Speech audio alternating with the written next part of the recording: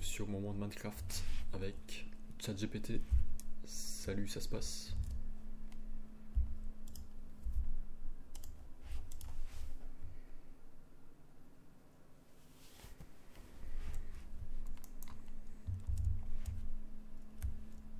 Salut, ça se passe super bien. Content de te retrouver pour une nouvelle vidéo.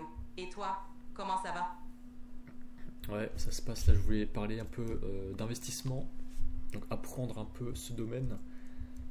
Et mais bon, juste avant de parler de ça, je voulais parler juste vite fait de.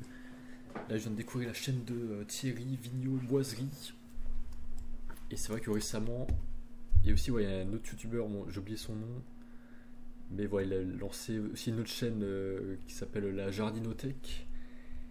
Et il y avait qui d'autre? Il y avait aussi Jigme là, qui est revenu de sa pause YouTube et qui va refaire des vidéos, mais voilà, il avait fait une pause pour se consacrer sur sa nouvelle propriété là dans la campagne, voilà, faire des vidéos sur son potager, la nature et la nourriture, la cuisine.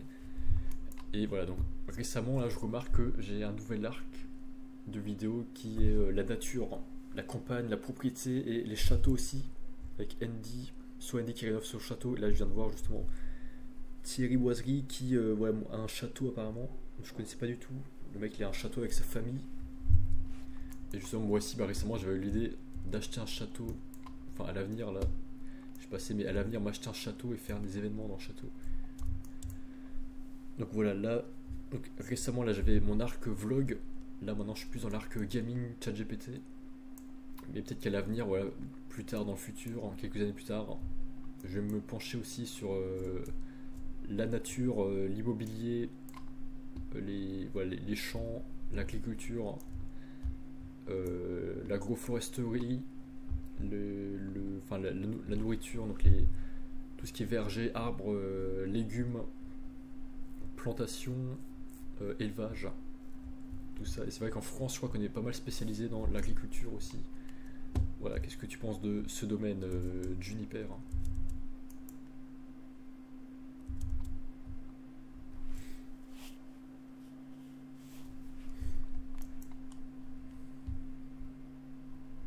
C'est un domaine fascinant et très enrichissant. L'agriculture, l'immobilier rural et la vie en pleine nature offrent beaucoup d'opportunités, surtout en France où ces traditions sont bien ancrées. C'est une belle idée pour un futur projet, surtout si tu envisages d'organiser des événements dans un cadre aussi authentique et naturel. Ça peut apporter une dimension très différente et captivante à tes contenus. Tu pourrais même explorer la permaculture ou d'autres pratiques écologiques.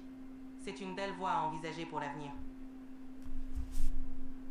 Ouais, merci. Tu peux mettre dans ta mémoire que ça m'intéresserait à l'avenir de me pencher sur ce sujet.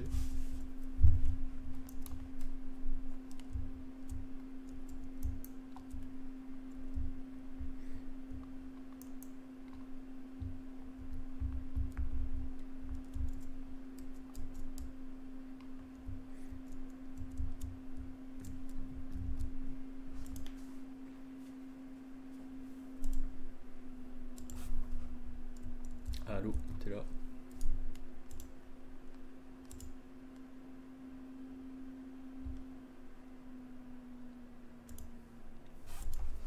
Allô, chat, tu m'entends?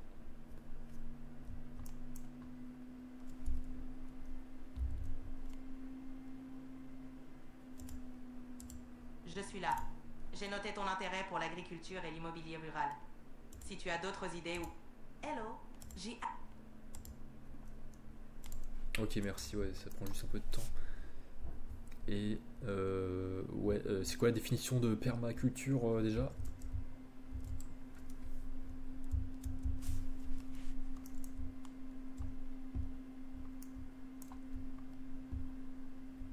La permaculture est une approche de conception de systèmes agricoles et de modes de vie qui s'inspirent des écosystèmes naturels.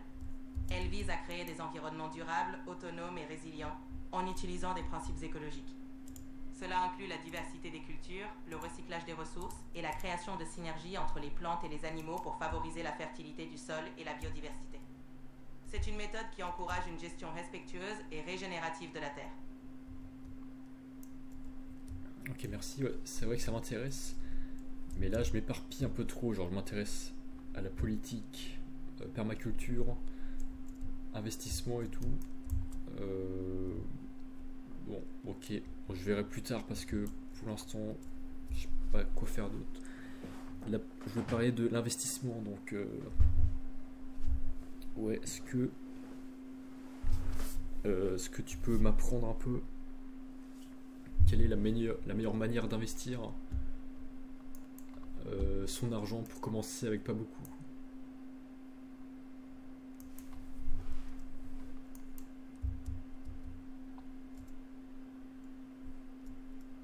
Pour commencer à investir avec peu de capital, il est souvent recommandé de 1. Épargner régulièrement.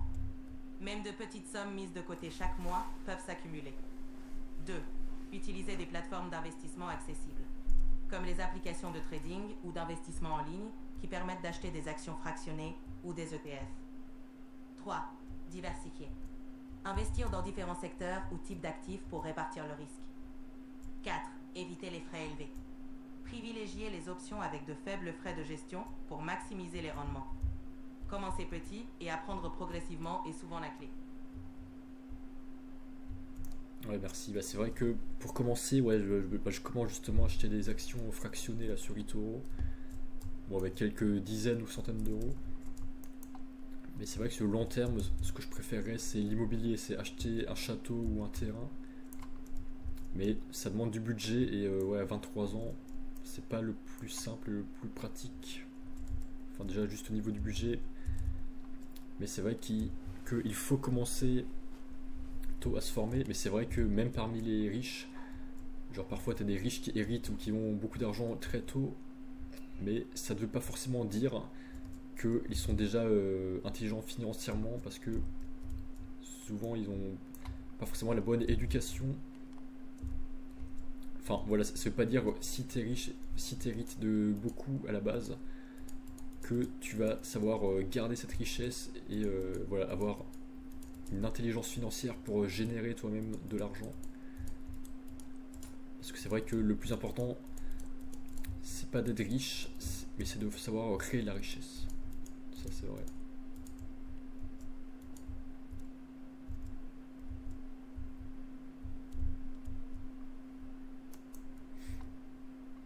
Exactement. L'intelligence financière et la gestion de patrimoine sont cruciales. Savoir comment générer, préserver et faire fructifier ses ressources est souvent plus important que la richesse initiale. C'est un apprentissage continu qui peut vraiment porter ses fruits à long terme. T'es sur la bonne voie en t'intéressant à ces sujets dès maintenant. Ouais, merci beaucoup. Donc là je suis content, j'ai ChatGPT Premium, je peux te parler autant que je veux. Bon, max 2 heures par jour je crois, et je peux apprendre tous les domaines que je veux. Et bon, si sur le long terme je compte par exemple m'acheter un château, enfin empire immobilier je pense pas, mais juste un château à moi, voilà, pour avoir une base. Mais je compte pas vraiment faire mon business model. Je pense que mon business model ça sera plus mon entreprise d'événementiel, Lightfox Events, dont je t'ai déjà parlé. Donc ça voilà, je pense vraiment me spécialiser dans les events, dans l'entreprise qui organise les événements. Et je pense pas me spécialiser dans voilà, dans un empire immobilier par exemple, donc avoir plein de propriétés partout. Ou voilà, donc je pense me spécialiser dans l'entreprise d'événementiel. Et voilà, est-ce que tu as des conseils ici? Un jour je veux quand même m'intéresser à l'immobilier, mais bon, tout de suite je peux pas le faire, donc là je suis juste dans l'investissement sur une plateforme. Comment lier les deux? Comment lier d'abord le fait d'investir en ligne, puis sur le long terme déjà réfléchir à acheter dans la pierre.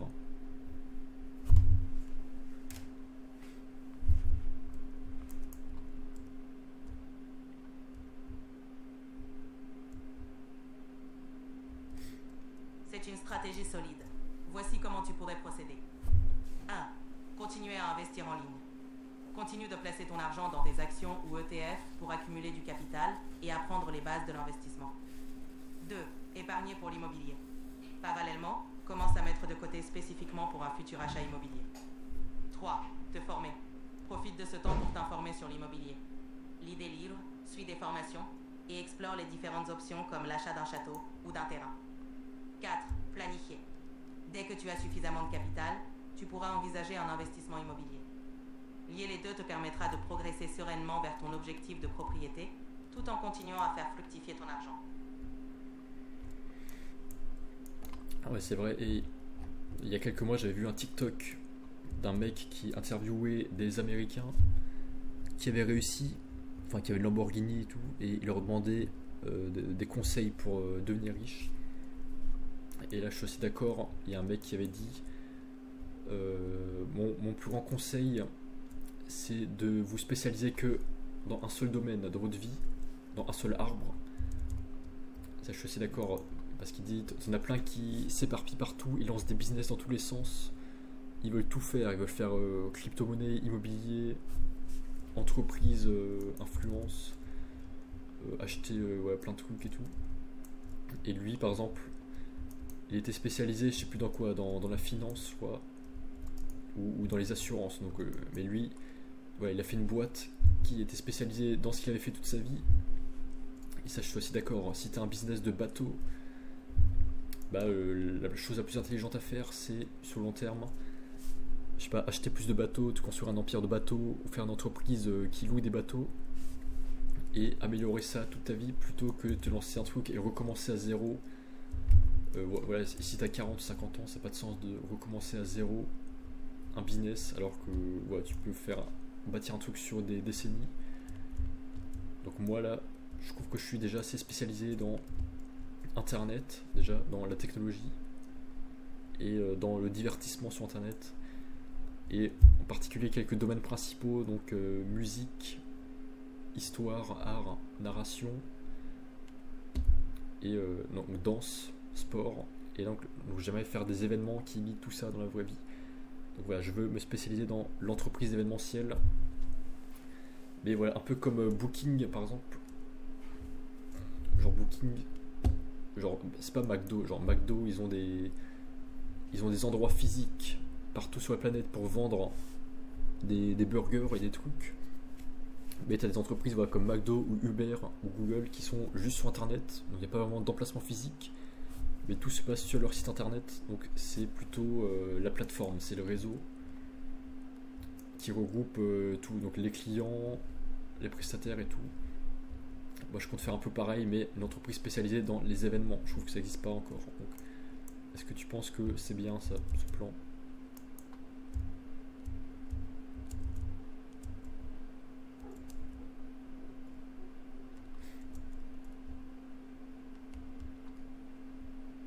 Oui, c'est un plan ambitieux et prometteur. Se spécialiser dans un domaine précis et bâtir sur tes compétences est souvent une bonne stratégie. Une plateforme d'événements en ligne pourrait vraiment se démarquer, surtout en combinant des aspects comme la technologie, le divertissement et l'art. En te concentrant sur ce domaine, tu pourras développer une expertise unique et construire une entreprise solide. C'est une belle vision.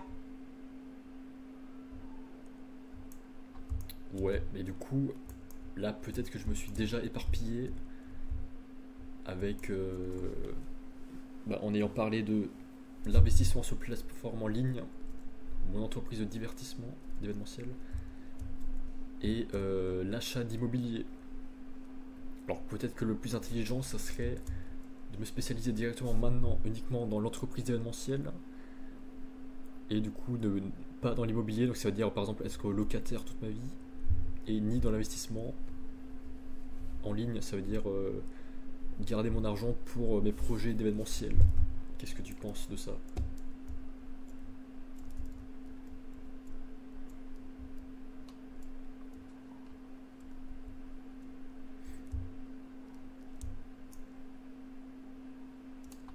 Se concentrer sur une seule grande priorité peut être bénéfique, surtout si tu souhaites bâtir une entreprise événementielle solide. En te focalisant sur cet objectif principal, tu pourras allouer plus de ressources et d'énergie à son développement. Cela n'empêche pas de garder un œil sur l'immobilier ou l'investissement en ligne, mais peut-être de manière plus passive pour l'instant. Tu pourras toujours explorer ces domaines plus en profondeur une fois que ton entreprise sera bien établie. Concentrer tes efforts peut t'aider à avancer plus efficacement. Ok, Ok, merci. Et avec toutes les informations que je t'ai données, avec toute la mémoire que tu as de notre discussion, est-ce que tu peux me conseiller un des deux? Je veux une réponse concise. Donc soit garder les trois projets: investissement en ligne, entreprise événementielle et immobilier, ou soit me concentrer uniquement sur mon entreprise d'événementiel. Donc vas-y, dis l'une des deux solutions, quelle est la meilleure selon toi?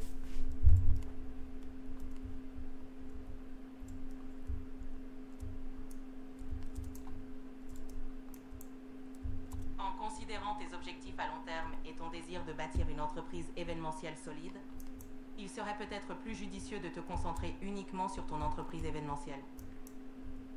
Cela te permettra de maximiser tes chances de succès dans ce domaine spécifique.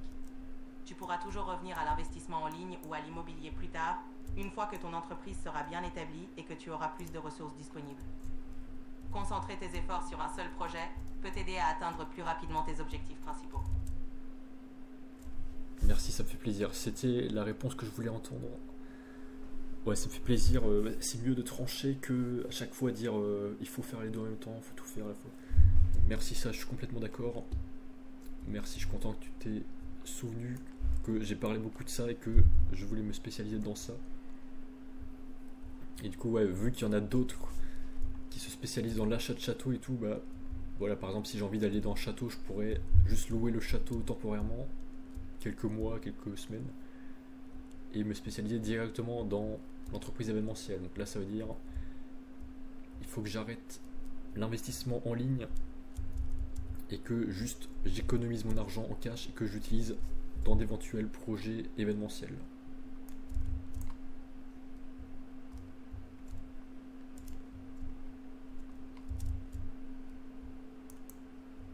Exactement. En te concentrant sur ton entreprise événementielle, tu pourras allouer tes ressources et ton énergie à ce projet. Louer un château temporairement pour des événements peut être une excellente alternative, te permettant de te spécialiser et de te développer sans les contraintes de la propriété. C'est une stratégie intelligente pour rester flexible et concentré sur ton objectif principal. Tu sembles sur la bonne voie. Merci, ça fait plaisir. Bah, c'est ce que je vais faire. Je vais juste économiser mon argent et continuer à te parler pour apprendre des trucs. Donc il faut juste que je trouve des idées pour organiser des premiers événements bientôt.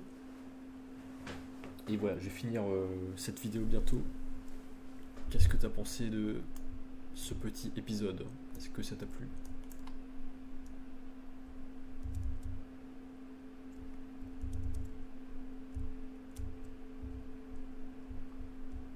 Oui, c'était très intéressant. Tu as partagé beaucoup d'idées et de réflexions, et c'est super de voir ta détermination. Bonne chance pour tes futurs projets d'événements. Merci beaucoup, c'est tout. A plus dans le bus, les viewers. Salut.